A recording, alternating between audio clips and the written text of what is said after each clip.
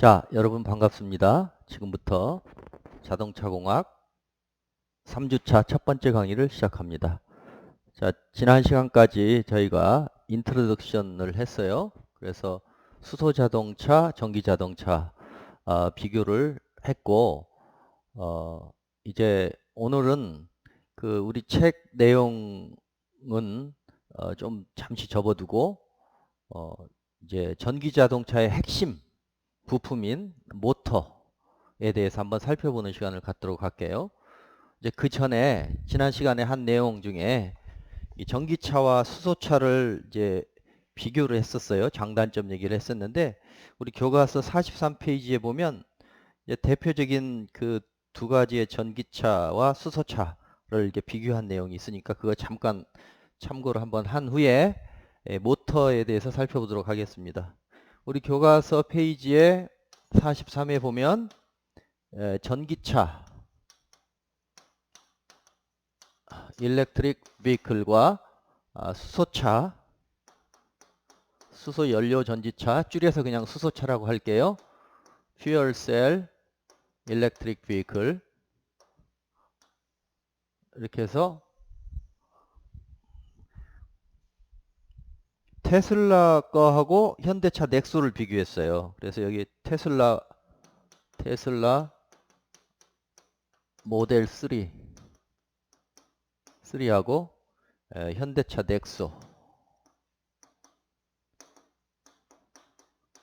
넥소를 비교했어.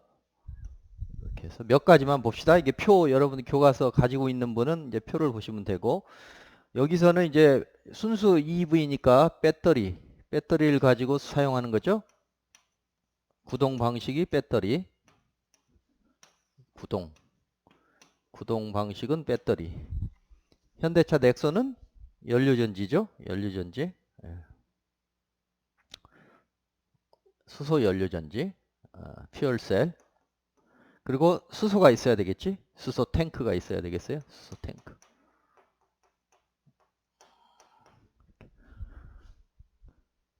요게 이제 문제가 될 수 있는 게 이게 이제 고급 기술이 필요한데 이게 750기압 정도의 고압 탱크 하나를 쓰기도 하고 두 개를 쓰기도 하고 용량이 커지면 이제 저기 커지죠. 수소 트럭 같은 경우는 이제 훨씬 큰 탱크를 쓰는 거죠. 주행 거리를 보면 즉 한 번 충전해서 갈 수 있는 주행 거리라고 봐야 되겠죠. 354km. 전기차도 많이 개발돼서 많이 늘어났어요. 주행거리가 뭐 150, 200이었다가 지금은 뭐 300km 넘어섰어요. 그래서 반면에 수소차는 이제 훨씬 크죠. 609km. 수소차도 400km, 500km, 600km 이렇게 늘어나고 있어요. 그 다음에 충전 시간. 이제 충전은 여기 전기 충전이고 여기는 수소 충전이겠지. 당연히. 이게 충전 시간이 문제인데 충전 시간.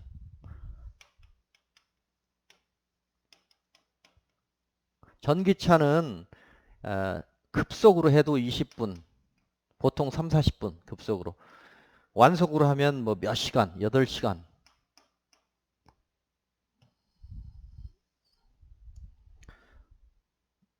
반면에 수소 충전은 이제 탱크가 좀 작은 사이즈는 한 3분, 좀 큰 거는 5분.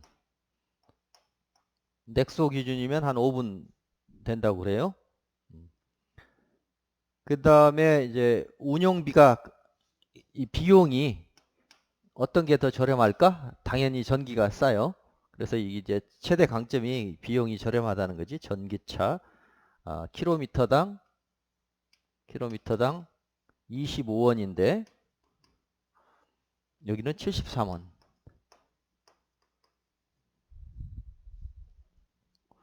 그 다음에 장점은 뭐야? 여기 장점. 장단점은 지난번에 얘기했으니까 장점은 저렴하고 충전 인프라가 많이 갖춰져 있다. 이건 그러면 약점이 되겠네. 가격이 비싸고 인프라가 아직 안 돼 있다. 그 대신 여기 수소차의 또 장점은 충전 시간이 짧다. 한 번 충전 후 주행거리가 크다. 이건 또 반대고. 이렇게 돼 있어요. 그래서 요즘 이제 저도 이 강의 하면서 그 유튜브에 자주 들어가서 수소차와 전기차 비교하는 영상들 많이 보는데, 최근에는 이제 미국에서 테슬라 전기차, 그 다음에 니콜라 수소차 있잖아요. 니콜라. 그래서 이 그 트럭 운전하시는 분들 중에 매니아들이 많이 비교하는 걸 올려놨더라고요. 그래서 전기차, 기존의 디젤차, 또 전기차, 수소차를 비교했어. 이제 큰 차 중심으로. 그런 것들도 있고, 또 소형차 중심으로 비교한 것도 있고 하니까 상당히 흥미로워요. 그리고 차의 구조도 설명하고 하니까, 또 어떤 사람은 그 현대차 아이오닉, 그 배터리 비클이죠. 그거 그 코엑스에서 전시하는 걸 가서 그걸 또 현장 사진을 찍었더라고, 구조를. 그래서 그런 것들을 보시면 여러분들이 아, 전기차가 이렇게 생겼구나. 기존의 가솔린 차에 비해서 굉장히 단순화되는구나. 그다음에 이런 거죠. 큰 차이는 기존의 내연기관, 그다음에 전기차, 그다음에 수소차, 동력원 기준으로 보면은 보통 내연기관 차는 이렇게 앞에, 이게 차라고 하면 여기 본네트를 열어보면은 여기에 이제 저기가 있죠. 엔진이 있잖아요. 이렇게 엔진. 그리고 엔진에는 뭐가 필요해? 공기와 연료가 필요하니까 여기 공기가 들어가는 그 부속들이 쫙 들어가 있고, 여기는 이제 연료 관련된 것들이 들어가 있고 빡빡하게 들어가 있죠. 엔진 식혀야 되니까 여기 냉각수가 들어가 있고, 앞에 식힌 거를 이제 식혀주는 레디에이터가 여기 장착이 되어 있고, 이렇게. 그다음에 요 뒤에 이제 주유구가 있죠. 여기 주유구가 있고. 전기차는 이거보다는 이제 훨씬 심플하죠. 위에서 봤을 때 전기차는 이제 영상을 한번 보세요. 유튜브 쳐서 전기차 구조를 쳐봐요. 그러면 그림으로 잘 나와 있어.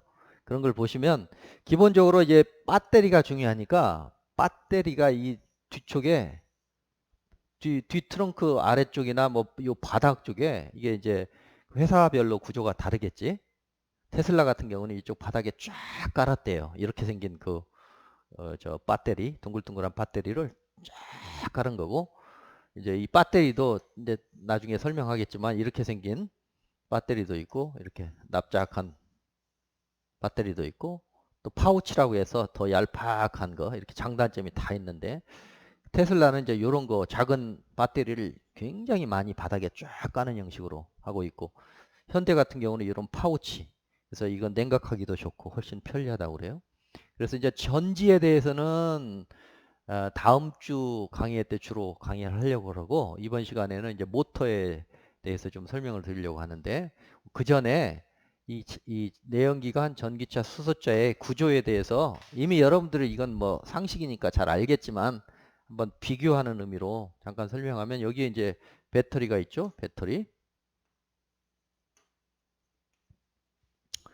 배터리도 이제 그 이걸 배터리 팩이라고 그러는데, 배터리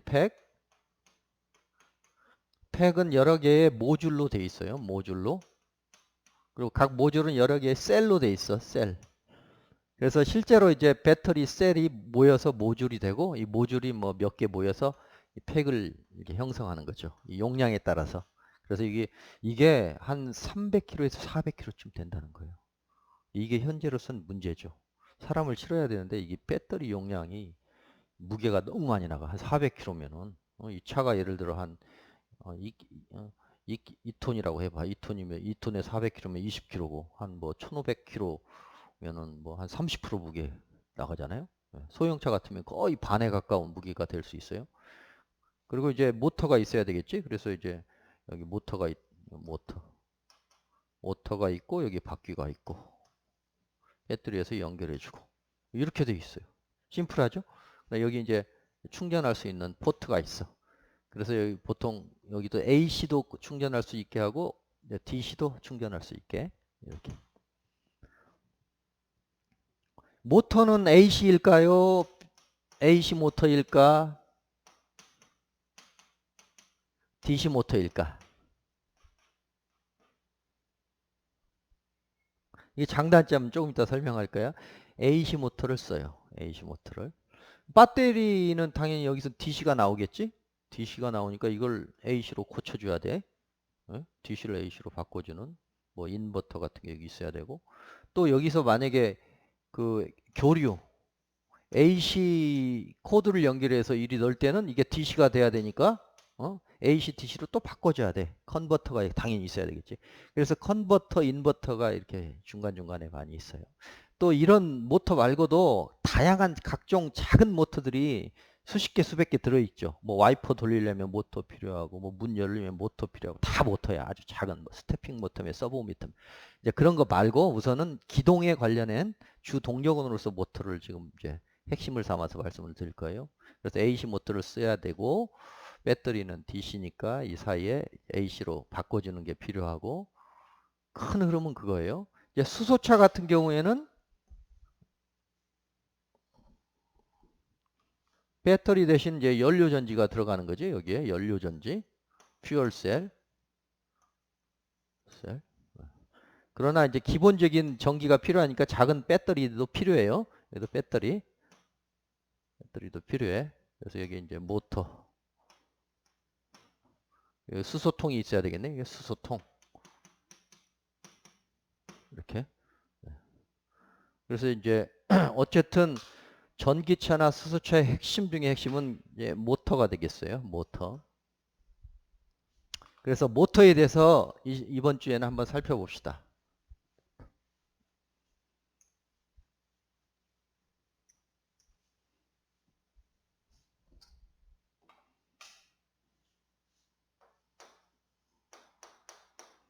우리말로는 이제 뭐 모터라고도 하고, 자동차도 또 모터니까 뭐라고 해? 우리말로 하면은 전동기라고 하죠. 전동기, 모터. 이것은 이 기능적으로 보면 발전기에 대응하는 거죠.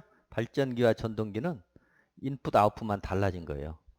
이쪽은 전기를 넣어서, 전기 에너지를 넣어서 동력 에너지, 즉 역학 에너지, 동력이 나오는 거지. 역학 에너지가 힘이 나오는 거고, 발전기 또는 제너레이터라고 그러죠. 제너레이터 또는 발전기. 발전기는 뭐야? 회전력, 역학 에너지. 뭐 터빈을 돌려. 그걸 수력으로 돌리든, 물을 끓여서, 화력을 이용해서 물을 끓여서 스팀으로 돌리든, 원자력에서 나오는 스팀을 위해서 돌리든, 하여튼 뭔가 역학 에너지, 회전 에너지를 가지고 전기 에너지를 만드는 거예요. 그러니까 전동기와 발전기는 인풋 아웃풋만 바뀐다. 원리는 똑같다. 우선 이걸 이해를 하시고, 자, 그러면 이제 모터에 대해서 좀 살펴볼 텐데, 이번 기회에 모터 공부하면서 여러분들이 전기 또 전자에 대한 그 공부를 좀 했으면 좋겠어요. 지금 아마 4학년들 같으면 전기전자공학 개론을 들을 거야. 듣는 친구들은 이제 이 부분이 훨씬 쉬울 거고, 만약에 안 들은 친구들은 제 수업을 들을 때 제가 지금 이제 요약해서 한번 설명을 할 테니까 그거를 들으시면서 필요하면은 그 4학년 전기전자공학 개론 그 듣는 그 선배나 동료들한테 좀 배우고, 아니면 지금 그 교수님 강의에 좀 청강을 한다거나 해서 좀 들어도 되고, 아니면 요즘에는 동영상에서 뭐 모터 쳐봐요. 그러면 강의가 쫙 올라와 있어. 그 중에서 강의 잘하시는 분 거 골라서 집중적으로 한 1, 2주 보시면 우리 지금 이 자동차 공학에 필요한 수준의 그 원리라든가 모터의 종류라든가 또 파워라든가 이런 것들을 확실히 캐치할 수 있을 거예요. 아시겠죠? 그래서 이제 모터에 대해서 살펴봅시다.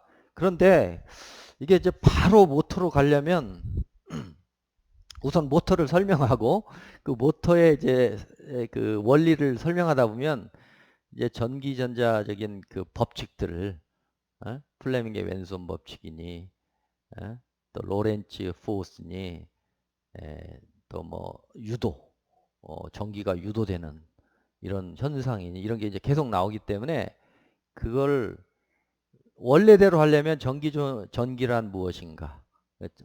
전자란 무엇인가? 전기란 무엇인가? 직류란 무엇인가? 교류란 무엇인가? 또 자기란 무엇인가? 또 전기와 자기는 어떤 관계가 있는가? 옛날엔 전기와 자기가 별개인 줄 알았는데 지금은 서로 영향을 주는 하나의 전자기, 통합이 된 힘이잖아요. 어? 그렇게 해서 이제 쭉 와요. 그래서 이것이 어떻게 응용이 됐는가 해서 이제 모터 발전기 이런 얘기가 나오기 때문에 그걸 다 하려면은 이제 한 학기가 되는 거죠. 그래서 우선은 모터를 먼저 설명하고 모터에 설명하다 보면 이제 그런 법칙이나 그런 걸 설명할 필요가 있잖아요. 그러면 제가 그걸 따다가 요약해서 설명하면서 그렇게 진행하도록 할게요. 시간 관계상 그렇게 할 수밖에 없어요. 그 대신 여러분들이 기초적인 것들은 그 전기전자공학 책을 하나 구하든지 아니면 4학년 때 어차피 들을 거니까 그 책을 미리 구한다거나 해서 아니면 현재 그 교수님이 최현석 교수님이 강의하시는데 그 교수님 강의를 청강한다거나 뭐 이런 식으로 해서 같이 공부하면 훨씬 더 재미있을 거예요. 그래서 우선은 모터부터 봅시다. 모터는 크게 이제 전원에 따라서 DC가 뭐죠? 직류죠? 직류. 다이렉트 커런트. 한쪽 방향으로만 흘러가는 DC 모터가 있어요. DC 모터. 그러면 직류 모터가 있으면 교류 모터가 있겠죠? 교류 모터 또는 교류 전동기, 교류 모터. 여기 AC 모터, 교류. 이게 두 가지가 있어요. 그 DC가 뭐예요? DC, 다이렉트 커런트. 다 알겠지만 명확하게 다시 한번 이런 거죠. 우리 그 배터리 집에서 쓰는 건전지 보면 건전지가 이렇게 생겼죠. 이렇게. 그래서 여기가 플러스, 여기가 마이너스. 이걸 기호로는 이렇게 써요. 회로 기호로는 하나는 플러스 조금 길게 조금 짧게 해서 이렇게 이런 거 알죠? 이게 이제 전지잖아. 전지. 어. 그래서 여기에 뭔가 이 그 전구를 연결하면 어떻게 돼요? 여기 전류가 이 플러스 쪽에서 마이너스 쪽으로 전류가 흐르죠. 전류가 흘러서 쭉에서 이 전구에는 저항이 있으니까 저항을 통과하면서 이제 이게 열이 나오고 빛이 나오고 그렇게 돼서 다시 이렇게 쭉 돌아가죠. 그래서 다이렉트 커런트 직류는 한쪽 방향으로 플러스에서 마이너스로 이렇게 가는 거잖아요. 그렇죠? 그런데 이 전류가 흐른다는 게 뭐예요? 전류가 흐른다는 게 뭘까? 플러스가 흘러가는 것처럼 지금 묘사가 되는데 플러스 이온이 흘러가는 건 아니지. 뭐가 흘러가는 거예요? 실제로 가는 건 뭐야? 마이너스가 흘러. 실제로 마이너스가 이동해. 전자가. 실제로는 여기 지금 이쪽에 마이너스 쪽에는 전자가 많이 있는 거죠. 건전지에는. 얘를 이렇게 잘라서 보면 이제 개념적으로 그린 거예요. 정확히 이게 구조적으로 이렇다는 게 아니고 여기 분리막 같은 게 있고 이 전지에 이쪽에는 전자들이 마이너스를 띈 전자들이 많이 있는 거야.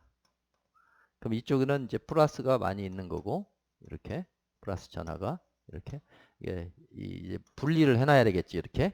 예. 그래서 충전을 하면 이렇게 돼.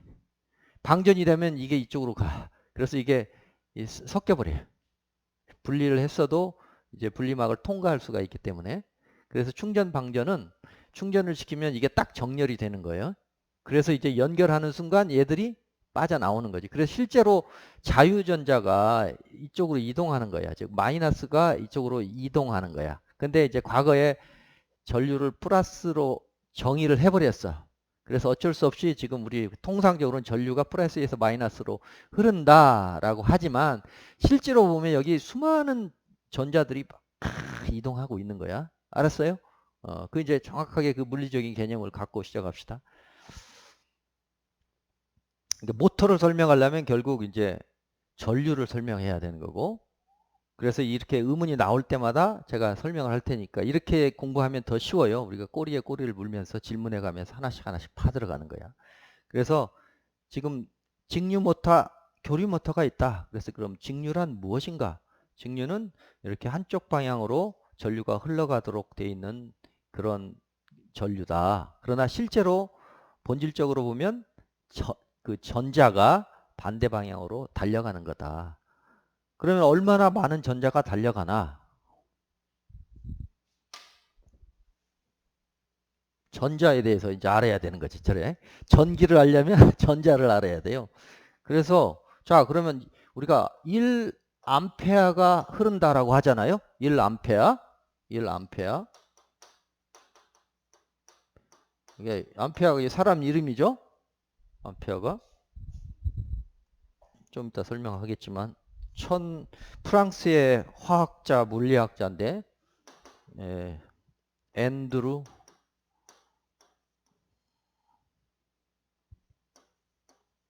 마리에 앙페르.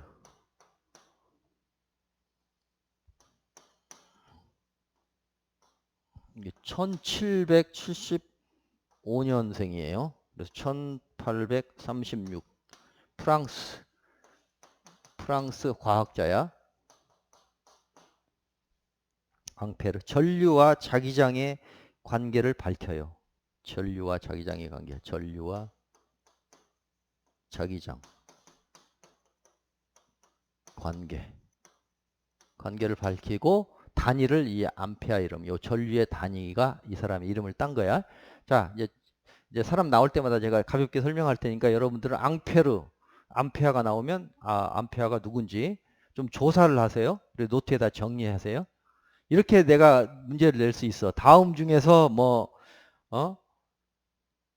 프랑스의 과학자로서 실험적으로 전류와 자기장의 관계를 밝힌 사람은 1번, 2번 이렇게 낼 수도 있겠지. 예? 이제 역사인데, 전기 역사를 가볍게 요약된 걸 좀 공부하시면 좋겠어요. 자, 그래서 1암페어는 뭐냐? 전류, 커런트. 1암페어가 흐른다. 뭔가 흐르는 거니까 1초에 전자들이 얼마나 많이 달려가는가 그거잖아. 그러면 전자가 가지고 있는 그 전하라는 게 있어요. 차지. 이 차지. 이것은 플러스 전하, 마이너스 전하가 있잖아요. 플러스 전하, 마이너스 전하. 이렇게. 전자가 많으면 마이너스 전하, 전자가 적으면 플러스 전하라고 보시면 되겠어요. 그래서 이 전하의 단위는 쿠울롱인데, 이 전하를 우리가 Q라고 써요. Q라고 쓰고, Q 전하. 단위는 쿠울롱, C. 여기 또 쿠울롱이 나오네. 자, 그러면 또 쿠울롱.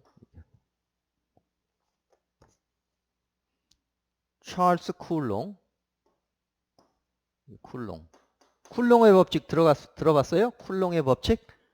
쿨롱의 법칙. 뉴턴의 만유인력의 법칙하고 똑같아. 형태가. 쿨롱의 법칙. 이 전하. 만유인력의 법칙.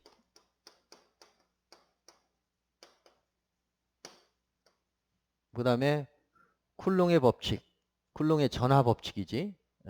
그냥 쿨롱의 법칙이라고 합시다. 쿨롱의 법칙. 만유인력 법칙은 뉴턴의 법칙이죠. 이건 뉴턴의 법칙.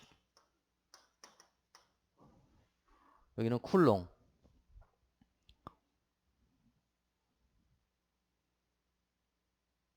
쿨롱이 찰스 쿨롱이야. 찰리스구나. 찰리스 쿨롱. COULOMB. 이 사람도 프랑스 사람이네. 1736년생. 앙페르보다 더 먼저 태어났어요. 1806년까지. 여기도 프랑스. 발음이 쿨롱, 앙페르 이러면 다 프랑스 발음이야. 프랑스. 정전기 법칙. 정지하고 있는 전하 또는 전자 간의 관련된 법칙, 정전기, 스태틱이죠, 이게? 스태틱, 정전기 법칙. 그 중에 하나가 이제 쿨롱의 법칙인데, 만유인력 법칙 아세요? 만유인력 법칙. 여기 태양이 있고 지구가 있어. 태양이 있고 지구가 있어. 지구의 질량 스몰 m, 태양의 질량 라지 m. 그러면 만유인력이 작동하죠. 서로 땡기죠. 뭐 땡기는 힘이 F라고 하면 F는 어떻게 된다고요?